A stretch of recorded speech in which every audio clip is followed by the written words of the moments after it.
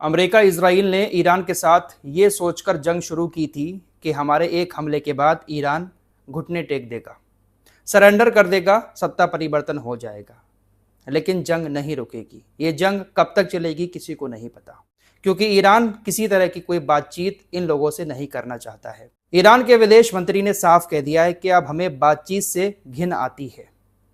पिछले 2 बार हमने अमेरिका से बातचीत करने की कोशिश की और दोनों बार अमेरिका ने हमारे ऊपर हमले कर दिए। आपको याद होगा, पिछली बार भी बातचीत हुई थी ईरान और अमेरिका की, जिसके बाद अमेरिका ने अपने B-2 बॉम्बर लाकर ईरान के परमाणु ठिकानों पर हमले कर दिए थे।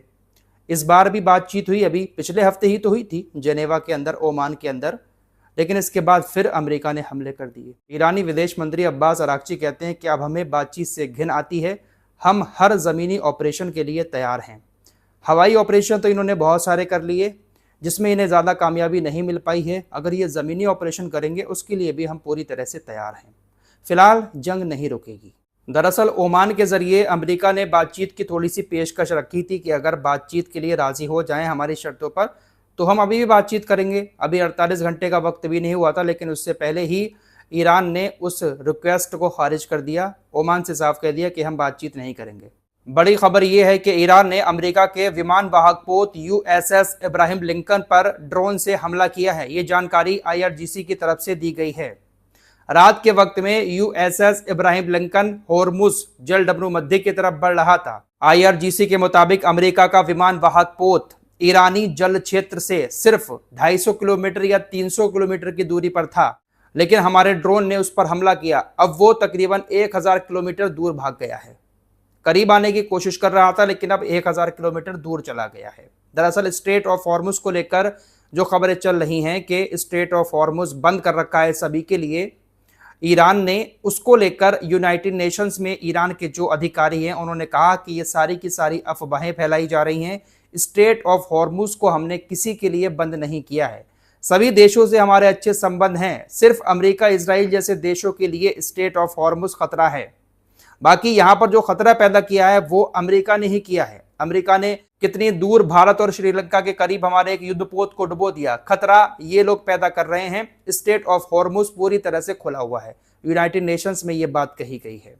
तो भारत के लिए भी कोई दिक्कत वाली बात नहीं है कि भारत के तेल अगर आता है उधर से तो शायद ईरान जहाज पर हमला नहीं करेगा। अगर किसी जहाज पर हमले होते हैं तो हो सकता है कि उसमें कहीं ना कहीं अमेरिका का हाथ हो। अमेरिका हमला करे और रख दे ईरान के ऊपर। जैसे पिछले रिपोर्ट्स में आपको बता चुका हूं, तुर्की और अजरबैजान के ऊपर हमले हुए, नाम ईरान का आया। तुर्की भी कह रहा है कि हम पलटवार करेंगे, अजरबैजान भी कह रहा है हम पलटवार करेंगे। फिलहाल OIC बीच में आया। नींद से जागकर एक बार फिर से निंदा की है। नींद से जागकर निंदा करने में ही OIC माहिर है। वही एक बार फिर से कर दी गई है कि अजरबैजान के ऊपर हमला निंदनीय है। इन अरबी देशों की बात करें तो सबसे ज्यादा चक्कर में पड़ा है कतर। कतर के ऊपर सबसे ज्यादा हमले हुए हैं, क्योंकि कतर में ही सबसे बड़ा अल उदीद एयरबेस है अमेरिका का। फिलहाल अब कतर ने ब्रिटेन के आगे हाथ फैलाया और ब्रिटेन अब कुछ अपने लड़ाकू विमान कतर में भेज रहा है, कतर की रक्षा करने के लिए, ईरान पर हमला करने के लिए नहीं। ब्रिटेन अपने 4 टाइफून जेट कतर में और तैनात करेगा। वैसे इससे पहले भी और तैनाती है ब्रिटेन की कतर के अंदर, क्योंकि यहां पर इनके कुछ बेस बने हुए हैं। ब्रिटेन के प्रधानमंत्री ने कहा कि खाड़ी के सहयोगी देशों ने हमसे सहायता मांगी है, उसी के तहत हम ये 4 टाइफून जेट और भेज रहे हैं। इन अरबियों ने सिर्फ मंदी ही अच्छी बनाई है, इसके अलावा बनाया कुछ नहीं है। सब तेल के ऊपर निर्भर हैं। पूरी दुनिया को तेल बेचकर बड़ी बड़ी मंदियां बनाकर खा रहे हैं, बाकी बनाया इन्होंने और कुछ नहीं है। ईरान ने कुछ मिसाइलें क्या छोड़ दी कि सबके आगे इनको हाथ फैलाना पड़ रहा है कि आओ हमें बचाओ। फ्रांस, जर्मनी, ब्रिटेन, ये सब आ रहे हैं बचाने के लिए। खबरें ऐसी हैं कि इनके पास जो इंटरसेप्ट मिसाइल हैं वो बहुत ज़्यादा कम हो रही हैं। लगातार अमेरिका के ऊपर प्रेशर डाल रहे हैं कि हमें इंटरसेप्ट मिसाइलें भेजो। दोस्तों, अमेरिका ने बहुत चालाकी के साथ पूरी दुनिया को अपना गुलाम बना रखा है। जो इनके अपने देश भी है ना, यूरोप के देश, ये उनको भी अपना नहीं मानते हैं। अमेरिका का प्रेसिडेंट कब किस देश को अपने आप से दूर कर दे, उसको बुरा कहने लगे, कोई पता नहीं होता। दरअसल अमेरिका के जो परमाणु हथियार हैं, बहुत सारे परमाणु हथियार यूरोपीय देशों में रखे हुए हैं। जर्मनी में है, पोलैंड में है, ब्रिटेन में भी कुछ अमेरिका के हथियार हैं। अमेरिका के पास 5000 से ज्यादा परमाणु हथियार हैं, जो ऑफिशियली आंकड़ा है, वैसे होंगे और ज्यादा। इन 5000 हथियारों को अमेरिका ने अपने यहां पर ही नहीं रखा है और देशों में भी बांट रखा है, ताकि कहीं पर भी कोई जरूरत पड़े तो तमाम देश अलग अलग जगहों से परमाणु हथियारों को इकट्ठा कर सकें। अब पोलैंड अपनी इच्छा जता रहा है कि भाई हम भी अपना परमाणु हथियार बनाएंगे। जर्मनी भी कहता है कि हम भी अपना परमाणु हथियार बनाएंगे। कोई भी देश अगर अपने हथियार बनाने को कहता है तो अमेरिका उसको सपोर्ट ही नहीं करता है। अमेरिका अपने परमाणु हथियार उस देश को दिए हुए है, रखे हुए है, क्योंकि चाबी अमेरिका के पास है उनकी। लेकिन अगर वो देश अपने परमाणु हथियार बनाने को कहता है तो डोनाल्ड ट्रंप उससे खफा हो जाते हैं, विरोध करने लगते हैं।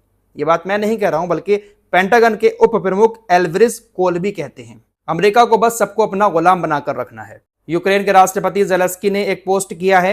मैंने आपको कल बताया था कि ईरान के शाहिद 136 ड्रोन को इंटरसेप्ट करने के लिए यूक्रेन का एक ड्रोन मांगा है अमेरिका ने और कुछ खाड़ी के देशों ने, क्योंकि वो ड्रोन जो है सस्ता भी है यूक्रेन का जो है, और वो मार भी सकता है ईरान के ड्रोन को। अभी इनकी महंगी महंगी मिसाइलें इस्तेमाल की जा रही हैं ईरान के ड्रोन को मारने के लिए। तो ज़ेलेंस्की ने कहा कि मैंने अमेरिका के रिक्वेस्ट को देखा है और मैंने अपने अधिकारियों से कह दिया है कि जो चीज़ें भी मांगी जा रही हैं, जितनी सहूलत हमारे पास है, वो अमेरिका और खाड़ी के देशों को दी जाए। अब ज़्यादा कुछ कहने की ज़रूरत है नहीं।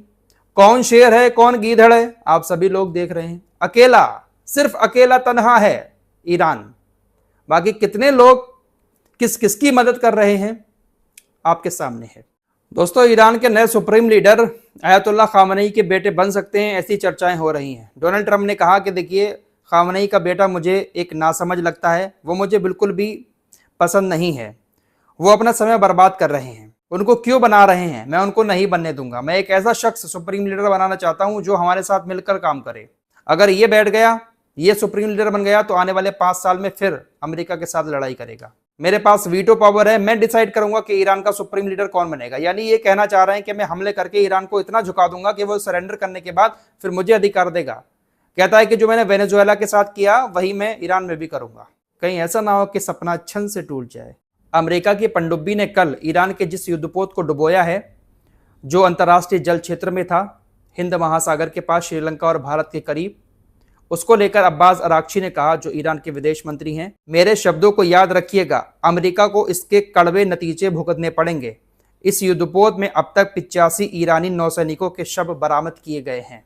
अमेरिका ने यहां पर भी नियम तोड़कर ही हमला किया है। भारत के अंदर भी जो बीजेपी की विपक्षी पार्टियां हैं, वो भारत सरकार से जवाब मांग रही हैं कि अमेरिका ने हमारे क्षेत्र में आकर बिना इजाजत के घुसकर किस तरह से ईरान के ऊपर हमला करके उसको डुबो दिया, उनके युद्धपोत को।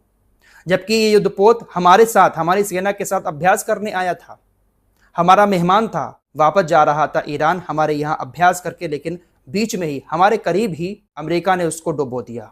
हमें अमेरिका से जवाब लेना चाहिए। तमाम विपक्षी पार्टियों के नेता भारत सरकार, मोदी सरकार के ऊपर इस तरह से आरोप भी लगा रहे हैं।